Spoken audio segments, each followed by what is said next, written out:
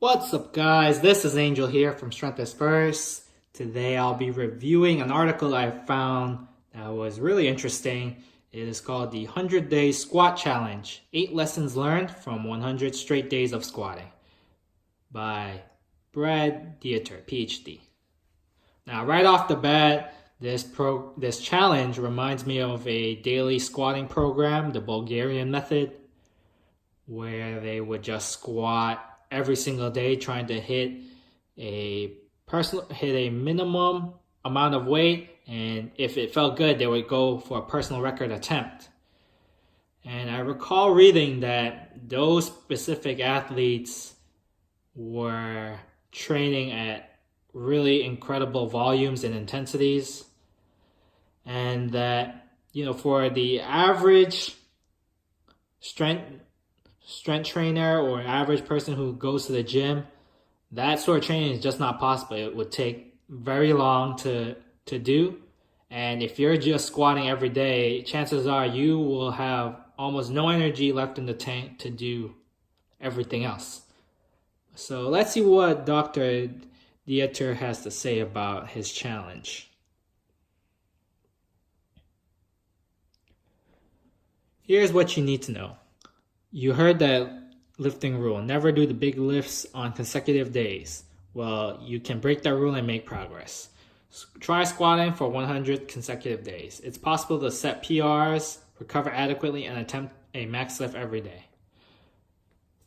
So just from those two bullets, I can definitely agree. You definitely don't need to follow the typical Monday, Wednesday, Friday. You rest in between a workout day. You can definitely train two consecutive days, 3 consecutive days, and still make progress. Just depends on your personal schedule. Your form must be perfect. If you squat for 100 days in a row with crappy form, all you will do is ingrain bad habits. Yeah. Analyze your missed lifts. Learn why they're happening and don't miss for the same reason twice. Only a few elite athletes are capable of overtraining. Chances are you're not one of them. Yeah, overtraining is a very cloudy subject, and for the sake of this video, I won't go into why certain athletes overtrain or not overtrain. And here he talks about what he learns from experience versus what he's taught in school. Here's the training program, and immediately I see that he does go for a minimum percentage to hit every single day. And he also forces himself to hit a max lift every day too. So right off the bat, I can see why he mentions perfect form, because when you're attempting a max percentage lift, and it looks like on Sunday he attempts a 102% PR, so it looks like if he doesn't hit that every single week, he's going to be missing lifts. So he definitely wants to make sure his form is good and doesn't increase his risk of injury. Here is his weight and rep progression to get up to his minimum amount and his max attempt. The results. It wasn't a cakewalk. Honestly, about 1/3 of the days, it flat out sucked. But squatting every day changed the game for me. The strength gains were impressive, adding 60 pounds to my 1 rep max, but over those 100 days, the biggest gains were in my perspective and view of training. I learned more over these 100 days than I did from any textbook, and a lot of those lessons went against the grain of common thinking. Yeah, it's definitely a lot to say about execution versus theory. You just sometimes need to implement the plan and see where the chips fall. And here are his 8 lessons. Your body is stronger than your mind. About 4 days into training, I thought, there's no way in hell I can make it to 100 days. My legs were so sore I waddled. I had to skip the stairs for a few days, and I may never look at toilet seats the same way again. Wow. In my near 6 years of training, I don't think I ever have that level of soreness yet. I have had waddling. I haven't skipped the stairs, but man, his intensity and his volume must have been he must have really hated himself, and it seems that after 4 days he definitely felt it mentally. Despite what appeared to be debilitating soreness, I managed to foam roll, warm up, and hammer out those training sessions at a high level. You can train through DOMS. It won't be pleasant, but man up and do it anyway. Yep, just kind of shut up and continue.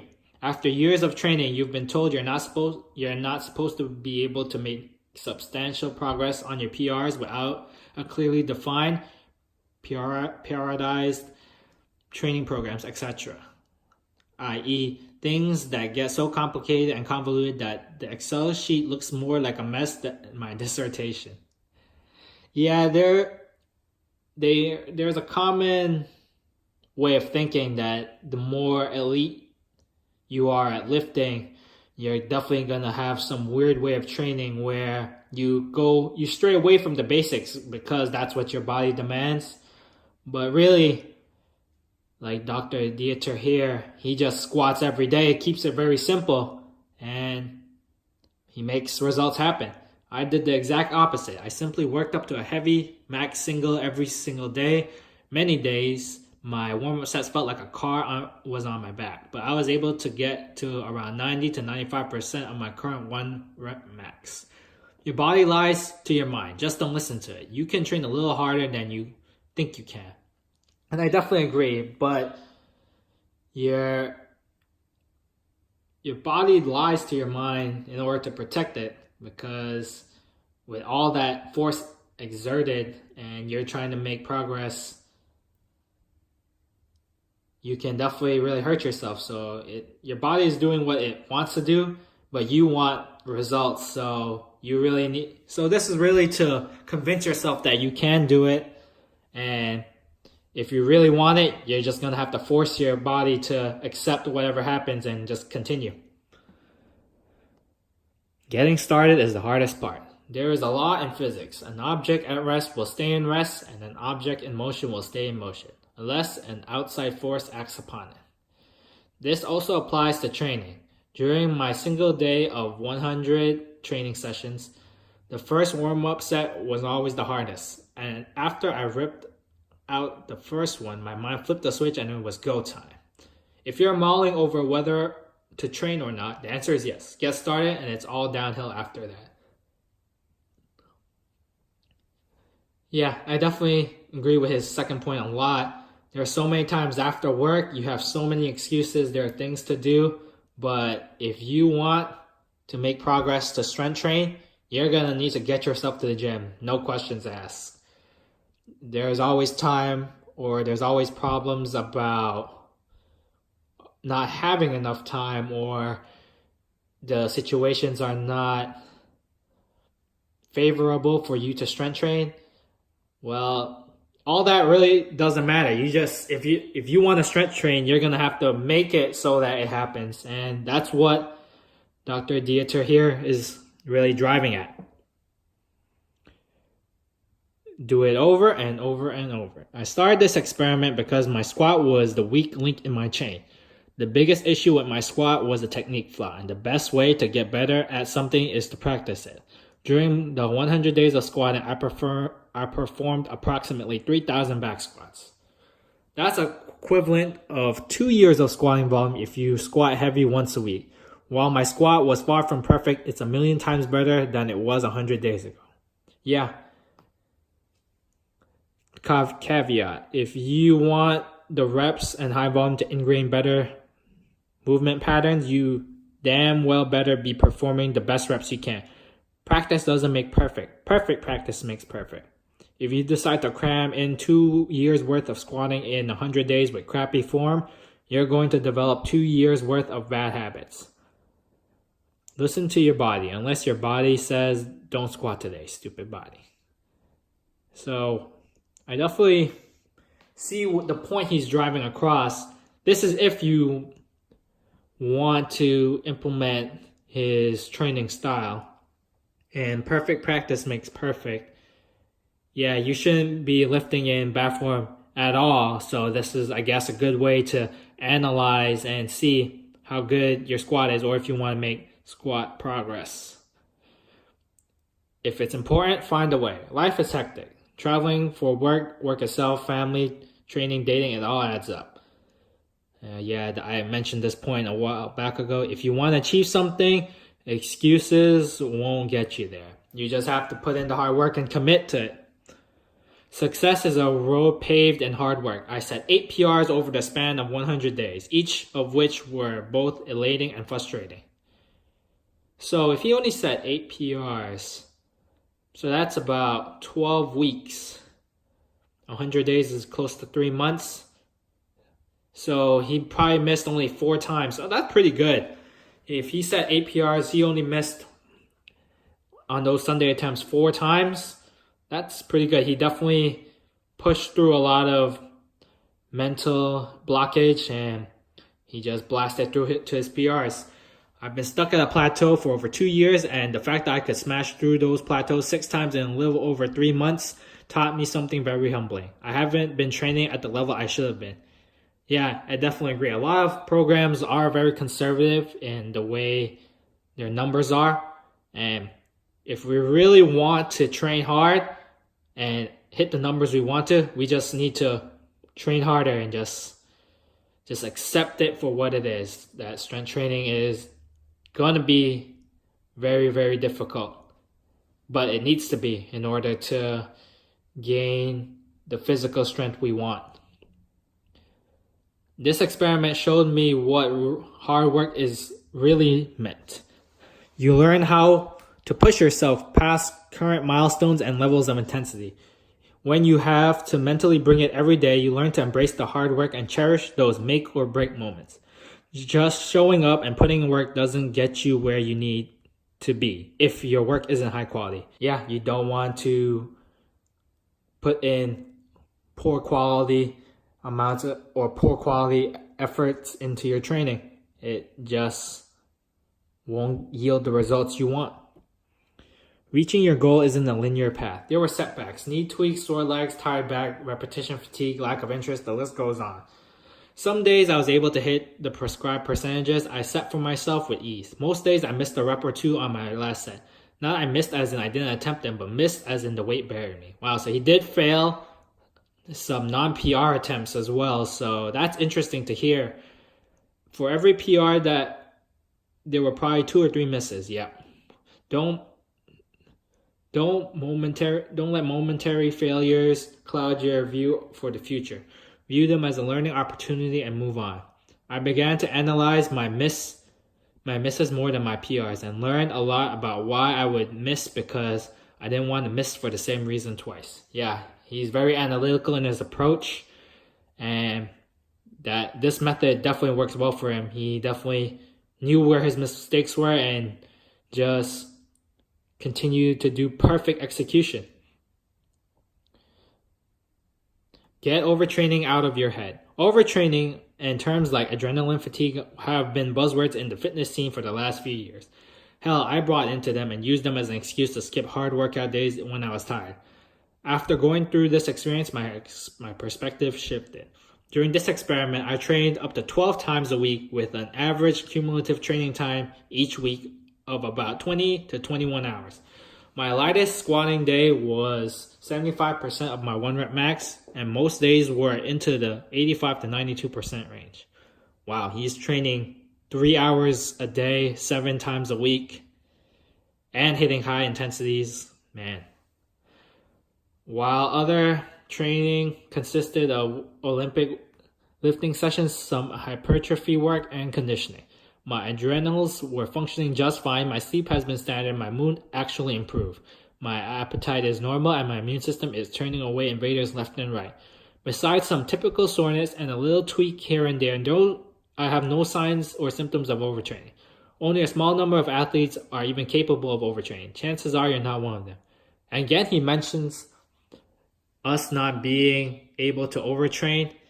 And I guess I can see from his perspective what he's trying to explain. He's trying to say that we should stop using overtraining as an excuse, and just, if we really want to get stronger, just put in high quality amount of work and your results will definitely show for your efforts.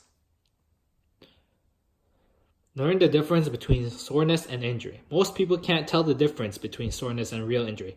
Pushing through minor aches every day will teach you to sort out which types of equates to soreness and can be trained through, and what types of soreness mean injury and needs to be healed. Yeah, this is where he walks a gray area, because some people at the moment, I can't imagine if they work a desk side job, 8 hours of sitting, and then implement this type of program to increase their squat. Man, they're gonna have a lot of, in what he thinks is very prompt lower back soreness, or are they injured? So from what he's saying, he thinks that people are not really injured, and you can definitely train through whatever level of intense soreness you have. Final thoughts. Challenging dogma and status quo of thinking is an excellent way to learn and open your mind about new ideas and concepts. Find something you long thought to be true and challenge it, no matter the subject. So overall, he's definitely sending a good message, but I feel that it's a little incomplete. This 100-day squatting challenge will definitely, in my opinion, help bring up your squat. But if you want to also increase your bench and deadlift, how can you implement that as well? It looks like all of his efforts were dedicated to squatting more. So where does the effort of benching more and deadlifting more, and if you want to add the overhead press, where does that even fall under? Would you attempt a similar program, or would you just try to maintain the other lifts while prioritizing squatting? So, like I imagined before, this is a program just specifically dedicated to squatting, and during these 100 days, that's all you're really gonna focus on. So if you're trying to increase only your squat, this is definitely the program for you. But the ideas of this program definitely should be incorporated in other programs as well that do focus on other lifts. It does tell you you can train harder if you want. And if you are feeling soreness or intense soreness, you just need to keep on working and try to find ways to work around that. So the message is good here, and I hope that people do try to do this challenge if they really want to. My current squat is around 330 pounds, and I guess for the last 12 weeks, maybe even since the summer, so maybe 6 months? No, 12 weeks. Yeah, around 12 weeks, I haven't hit a new PR yet. So, hey, maybe if I'm looking for a new challenge, I might think about implementing this. But at the moment, I think my programming is okay at the moment. But it definitely helps you open your eyes about what is out there and what you can do if you are looking for a new challenge. So that's it, guys. Talk to you next time.